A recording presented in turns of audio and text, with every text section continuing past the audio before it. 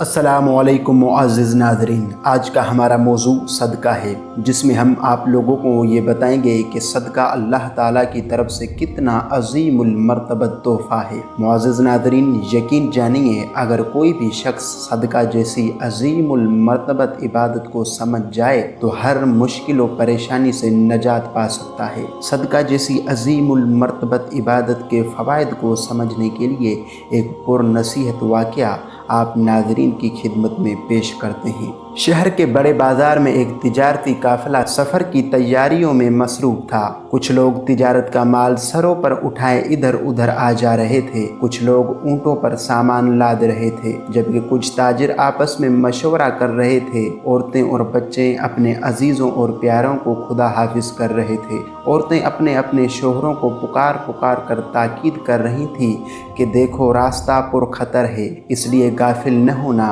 और अपनी जान और माल की अच्छी तरह से हिफाजत करना।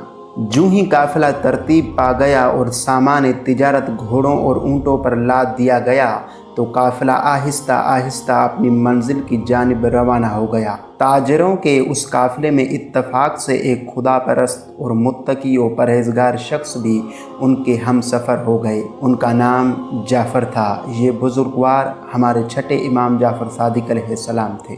देखते ही देखते काफ़िला शहर के हुदूद से बाहर निकल आया। अभी काफ़िला चंद कोसी गया था कि एक शख्स दौड़ता हुआ आया और ज़ोर ज़ोर से कहने लगा, ए काफ़िला वालों, मैंने अपनी आँखों से देखा है कि आगे सहरा में कुछ राहज़न घात लगाए तुम्हारी ताक में बैठे हैं कि जूँ ही तुम वहाँ पहुँचो वो तुम्हें लूट लें। ये सुनते ही काफ़िले में खौफ व हिरास फैल गया और हर आदमी परेशान हो गया। वो एक दूसरे को सहमी हुई नज़रों से देखने लगे, गोया कह रहे हों अब क्या होगा। लोगों को इतना खौफज़दा देखकर इमाम जाफ़र सादिक अलैहिस्सलाम ने पूछा, तुम इतने खौफज़दा और परेशान क्यों हो? वो सब यक ज़बान होकर बोले, हम लोग ताजिर हैं और डर रहे हैं कि हमारे साथ जो माल है वो राहज़न लूट लेंगे तो हम बर्बाद हो जाएंगे। इमाम जाफ़र सादिक अलैहिस्सलाम ने उनसे कहा, हौसला रखो, अल्लाह मालिक है। कुछ देर सोचने के बाद ताजिर इमाम जाफ़र सादिक अलैहिस्सलाम से कहने लगे,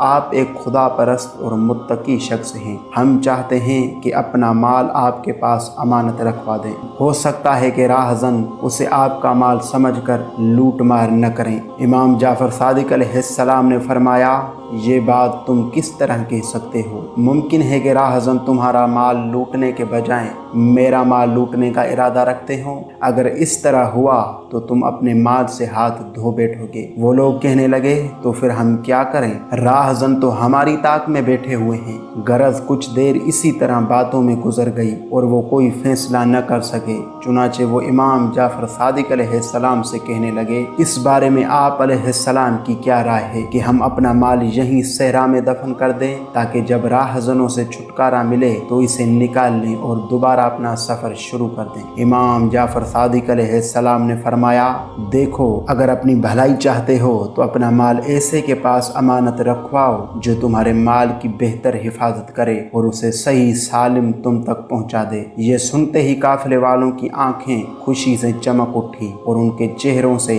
खौफ के साए दूर हो गए। वो सब बोल उठे, सरकार वो कौन है? इमाम जाफ़र सादिक अलैहिस्सलाम ने काफ़िले वालों को इस तरह आमादा देखा तो फरमाया, वो अल्लाह पाक है। ये सुनकर वो कहने लगे कि हम अपना माल किस तरह अल्लाह के पास रखवाएं? इमाम जाफ़र सादिक अलैहिस्सलाम ने फरमाया, अपने माल में से एक हिस्सा अल्लाह की राह में गरीबों और मोहताजों को दे दो। वो कहने लगे कि इस बयाबान में तो कोई गरीब और मोहताज नहीं है, फिर हम अपना माल किसको दें? इमाम जाफ़र सादिक अलैहिस्सलाम ने फरमाया, तुम नीयत कर लो कि अपने माल का तीसरा हिस्सा अल्लाह की राह में सदका दोगे ताकि वो तुम्हारे बाकी माल की हर तरफ से हिफाजत करे। काफ़िले वाले ये सुनकर कहने लगे, हम नीयत करते हैं कि खैर खैरियत से अपनी मंजिल पर पहुंचकर अपने अपने माल का तीसरा हिस्सा अल्लाह की खुशनुदी के लिए सदका देंगे। ये सुनकर इमाम जाफ़र सादिक अलैहिस्सलाम ने फरमाया,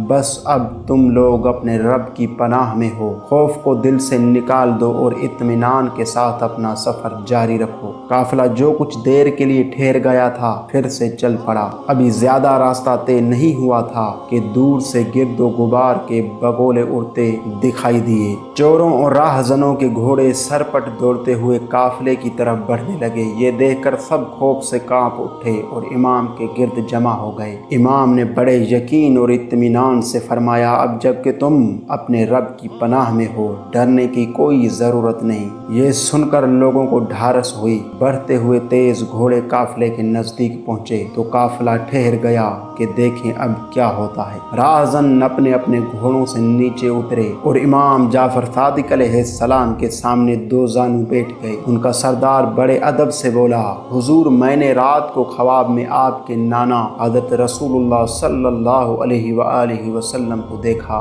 जो फरमा रहे थे कि हम अपने आप को आप अलैहिस्सलाम के हवाले कर दें और अपने बुरे कामों से आपके सामने तौबा करें। बस हम हाजिर हो गए हैं। हम ये भी चाहते हैं कि सफ़र में आपके साथ चलें ताकि आप लोगों के जान और माल की हिफाजत करें। इमाम जाफर सादिक अलैहिस्सलाम ने फरमाया, अल्लाह तुम्हारे गुनाहों को माफ़ करने वाला है, उसकी बारगाह में सच्चे दिल से तौबा करो। रही मदद की बात तो हमें तुम्हारी मदद की ज़रूरत नहीं। जिस ज़ात ने हमें तुमसे बचाया है वही हमें दूसरे दुश्मनों से भी बचाने वाली है। ये सारा माजरा देखकर काफिले वाले बहुत मुतमईन और खुश हो गए कि फर्जंद रसूलुल्लाह उनके हम सफ़र हैं। उन सब ने मिलकर खुशी से तकबीर का नारा बुलंद किया और काफिला रवाना हो गया। जब काफिला खैर खैरियत से अपनी मंजिल मकसूद पर पहुंचा तो काफिले वालों ने अल्लाह का शुक्र अदा किया और अपने माल का तीसरा हिस्सा अल्लाह की राह में सदका कर दिया। बेशक अल्लाह ने अपने सच्चे कलाम में सच्ची बात फरमाई है, जो भी एक नेकी करेगा